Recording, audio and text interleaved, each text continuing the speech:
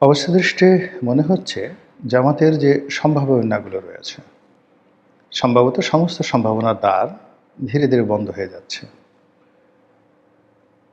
যে বিষয়গুলো তাদের জন্য ইতিবাচক ছিল, সে বিষয়গুলো নেতিবাচক হয়ে যাচ্ছে এবং অতীতে তাদের যে বিপদ বিপত্তি ছিল এদেশের রাজনীতিতে, এদেশের অর্থনৈতিক কর্মকাণ্ড চালাতে এবং এদেশে স্বাভাবিক যে জীবনযাপন করতে তাদের যতটুকু সুযোগ সুবিধা ছিল, সম্ভবত পরিবেশ এবং পরিস্থিতি আগামীতে এমন অবস্থায় চলে আসছে যে তারা নিঃশ্বাস নেওয়ার জন্য আল্লাহর কাছে প্রার্থনা চাইবে। একটা একটা করে বলছি, কেন এরকম হলো? এই কাহিনী আগে বলছি। আমার কাছে যেটা মনে হয় কি জানেন? এই পৃথিবীতে একটা অতি আধ্যাত্মিকতা একটা বিষয় থাকে। আপনি আমি পরিশ্রম করি, কর্ম করি, ফল ভোগ করি, এটা স্বাভাবিক। কিন্তু এত কিছুর উপরে যে আল্লাহ আছেন, ফেরেশতাকুল আছেন, নবী রাসূল আছেন, ময়-মুরব্বি আছে, মানুষের দোয়া এবং আশীর্বাদ এবং মানুষের অভিশাপ। এই জিনিসগুলো যে আছে এবং এইগুলো ইতিবাচক হলে আপনার জীবনের যে গতি আসে, নেতিবাচক হলে আপনার জীবনের গতি আসে ঠিক এইরকম যে আপনার অনেক সুন্দর একটা গাড়ি আছে। ধরুন আপনার একটা অডির একেবারে A8 L আছে, হাইয়েস্ট গ্রেডের গাড়ি। কিন্তু আপনি যদি ভালো ফুয়েল না দেন, চালাতে পারবেন না। আপনি যদি ভালো রাস্তা না পান, চালাতে পারবেন না। ড্রাইভার ভালো না হলে সেও চালাতে পারবে না। তো এরকম মানে কমফোর্ট। আবার ধরুন আপনার একেবারে কিছুই নেই, আপনার শুধু পায়ে হাঁটা পথ। কিন্তু আ আপনার শক্তি আছে, সামর্থ্য আছে, যেটা আল্লাহর দেয়া নেয়ামত। বসন্তের বাতাস আছে, কোনো এক বিকালে অসাধারণ একটি বিকালবেলা নদীর তীর দিয়ে সর্ষে ক্ষেত। আর সেই বসন্তকাল হওয়া সত্ত্বেও নদীর মধ্যে তখনও পানি আছে। পল্লী বধূরা সেই নদীতে গৃহকর্ম করছে। মানে কেউ থালা বাসন মাজতে আসছে, কেউ পানি নিতে আসছে, কেউ গোসল করতে আসছে, ছেলেমেয়েরা গোসল করছে, গেরস্তরা সেই যাকে বলা হয় গরু পানি খাওয়াচ্ছে, গরু গোসল করাচ্ছে। এরকম একটা গ্রামীণ দৃশ্য। সেই দৃশ্যের মধ্যে আপনি নদীর তীর দিয়ে মেঠো পথ দিয়ে বহুদূর যাচ্ছেন, ১০ কিলোমিটার ২০ কিলোমিটার। আপনাকে ক্লান্তি স্পর্শ করবে না। এবং ওই যে যাত্রা, এই যে আমি বলছি ঠিক আমি ওরকম দৃশ্যের মধ্যে আমি যাতায়াত করেছি বহুবার। কখন যে আমার বাড়ি সদরপুর থেকে কৃষ্টপুর আমার নানা বাড়ি। সেই সদরপুর গাং ধরে চলে গেছি, গাঙের তীর ধরে। কখনো টের পাইনি। এইরকম। তো এখন এরকম জীবনের অনেকগুলো বিষয় থাকে। স্রষ্টার দোয়া, আশীর্বাদ এগুলো মানুষের জীবনকে যেকোনো অবস্থাতেই যাকে বলে আপনার যত খারাপ অবস্থা থাকুক না কেন, আপনি সুখী হবেন।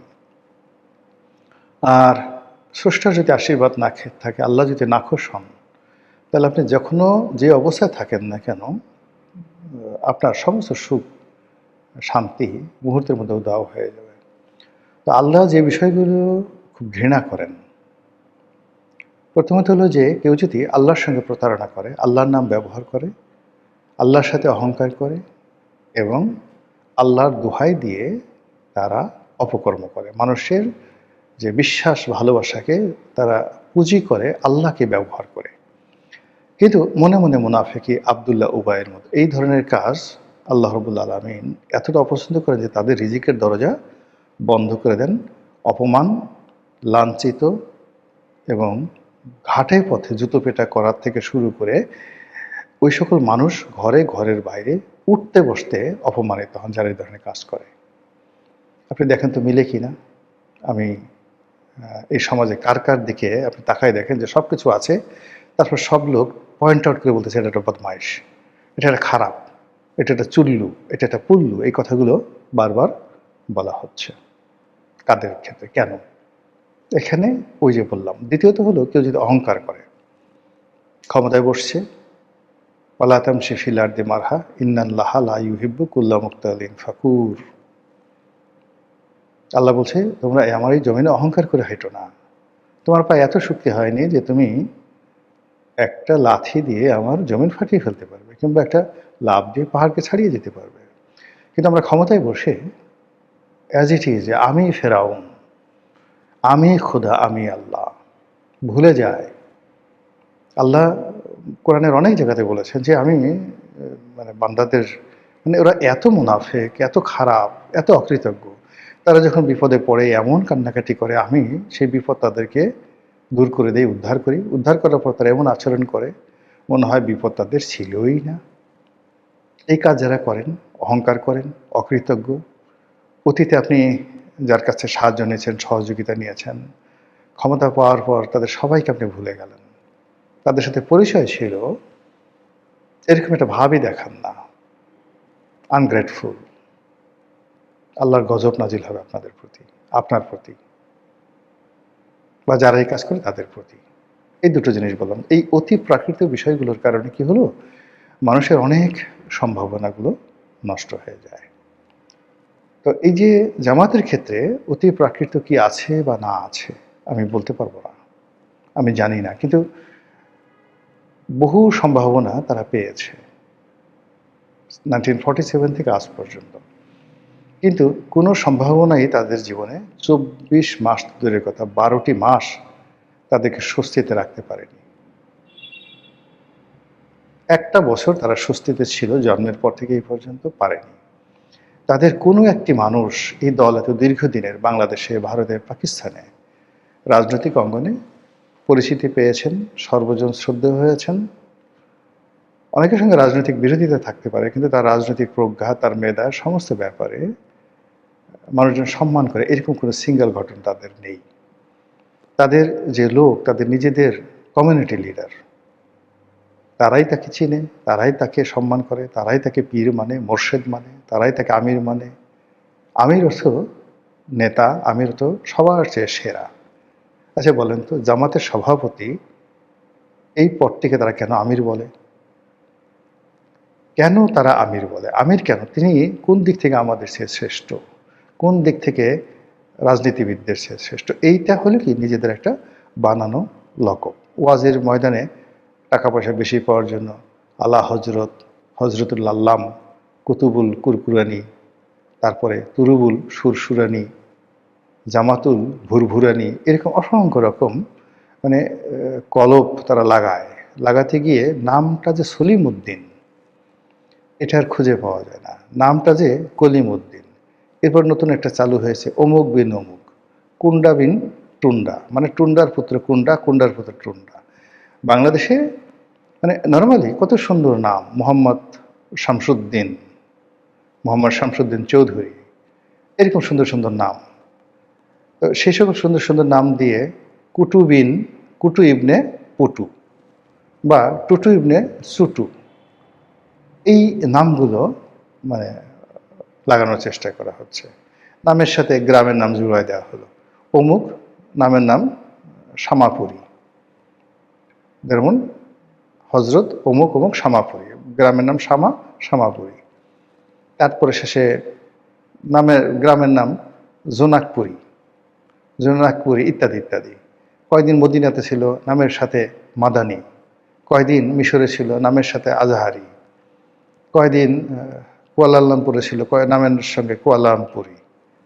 কোথা থেকে আসছে নামের সাথে দেখা গেল যে ওই আরব দেশের নাম আরাবি, মানে কাব্বাসি, ফাব্বাসি, টাব্বাসি, এরকম অনেকগুলো নাম দেখেন না। এই জিনিসগুলো হলো ভণ্ডামি, এগুলো ভালো না, এগুলো লাগে না। অতীতের কোনো আপনি আল বিরুনি, আমরা আল বিরুনি নাম শুনলেই তো বুঝতে পারি। ইবনে সিনা নাম শুনলেই আমরা বুঝতে পারি। জাবির ইবনে হায়ান নাম শুনলে আমরা বুঝতে পারি। কর্ম তাদেরকে কত মহান করে তুলেছে মুসলমানদের মধ্যে। বা একজন হিরোডোটাস, আমরা তার কিছু বলি না, জনাব হিরোডোটাস, মিস্টার হিরোডোটাস, খালি হিরোডোটাস, সক্রেটিস, কনফুসিয়াস, তাওঝু, মানে এই নামগুলো স্মরণ করার সাথে সাথে আবুল ফজল, আইনে আকবরীর লেখক আবুল ফজল, চাণক্য, মানে যারা পৃথিবীর বড় মানুষগুলো, তাদেরকে মানুষ ওভাবেই স্মরণ করে।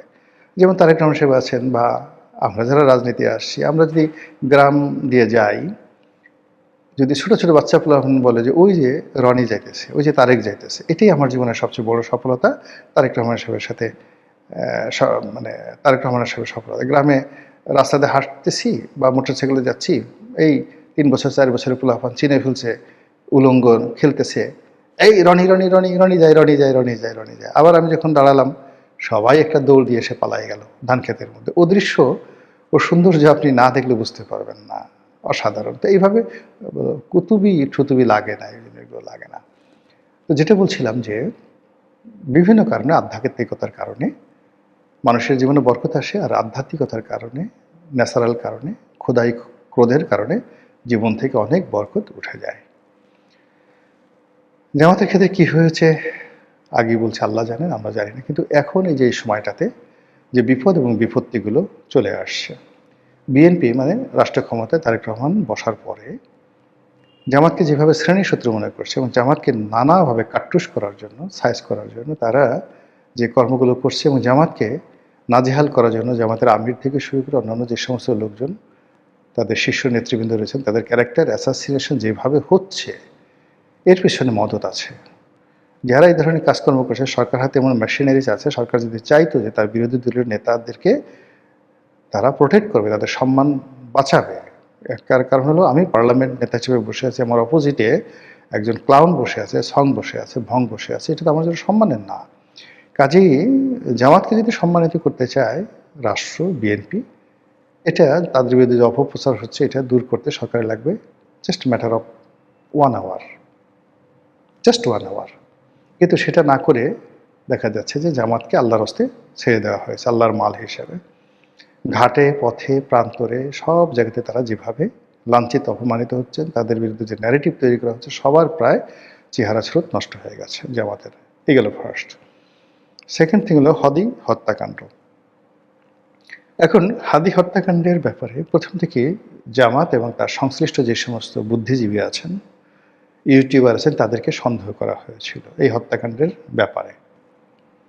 এবং হত্যাকাণ্ডের পরে যে সকল ঘটনা ঘটেছে, হাদির দাফন কাফন, প্রথম আলোতে আক্রমণ থেকে শুরু করে শাহাবুদ্দিন চুপ্পুকে আউট করে রাষ্ট্রপতি পদে নিজেদের পছন্দের লোককে বসানো, এই জিনিসগুলো এতটা বেশি ওপেন আপ হয়ে গেছে যে সবাই মোটামুটি একটা ম্যানসেরিয়াতে ভুগে গেছে। মানে একটা মানসিক তাদের একটা যাকে বলা হয় দুর্বলতা চলে আসছে, অক্ষমতা চলে আসছে জামাতকে বিশ্বাসের ব্যাপারে। তো সেই দিক থেকে পরবর্তী যখন হত্যাকারী ধরা পড়লো, পালিয়ে গেল বা অ্যাসার্টিন করা হলো, এবং সেই হত্যাকারী এখন ইদানিং ভারতে যে বিবৃতি দিয়েছে এবং সেই বিবৃতিতে জনৈক জামাত নেতার নাম ইন্ডিকেট করেছে। সে বাংলাদেশের পত্রপত্রিকা আছে, ভারতের পত্রপত্রিকা, সামাজিক মাধ্যমে এটা নিয়ে তোলপাড় চলছে। এই ঘটনা যদি ঘটে, জামাতের রাজনীতি শেষ, ভীষণ রকম জামাতের রাজনীতি শেষ হয়ে যাবে। এরপরে মার্কিন যুক্তরাষ্ট্রের একজন কংগ্রেসম্যান তিনি প্রস্তাব করেছেন যে বাংলাদেশে ৭১-এ যে গণহত্যা হয়েছে, এই গণহত্যাকে স্বীকৃতি দেওয়ার জন্য। ইট মিনস এই গণহত্যা যারা করেছে পাকিস্তান, গণহত্যা যারা করেছে আল বদর আর শামস থেকে শুরু করে জামাতের যে সকল লোকদেরকে ফাঁসি দেওয়া হয়েছে, তাদের ব্যাপারে আমেরিকার স্টেট ডিপার্টমেন্ট থেকে শুরু করে সকল নথিপত্র, পার্লামেন্টের কাগজ এবং ডিপার্টমেন্ট অফ জাস্টিস, সেখানে রীতিমতো ডকুমেন্ট তৈরি হবে এই প্রস্তাবটা যদি গৃহীত হয় পার্লামেন্টে। ফলে আজীবনের জন্য জামাত আমেরিকা এবং ইউরোপের কাছে অচ্ছুত এবং অপাঙ্ক্তেয় হয়ে পড়বে। এরপরে জনাব শাহাবুদ্দিন চুপ্পু, তাকে যেভাবে বিএনপি সম্মান করছে, যেভাবে সামনের সারিতে এগিয়ে নিয়ে আসে, এটাও জামাতের জন্য ভীষণ রকম বিব্রতকর। ফলে সব মিলিয়ে আমি তো বললাম, প্রথমে বললাম যে সমস্ত সম্ভাবনার যে দ্বারগুলো আস্তে আস্তে আস্তে আস্তে জামাতের জন্য সংকুচিত হয়ে আসছে। আল্লাহ ভালো জানেন তাদের ভাগ্যে কী আছে, আমাদের ভাগ্যে কী আছে। যেটি ভালো হয় সেটি আল্লাহ করবেন। আসসালামু আলাইকুম রহমতুল্লাহি ওয়া বারাকাতুহু।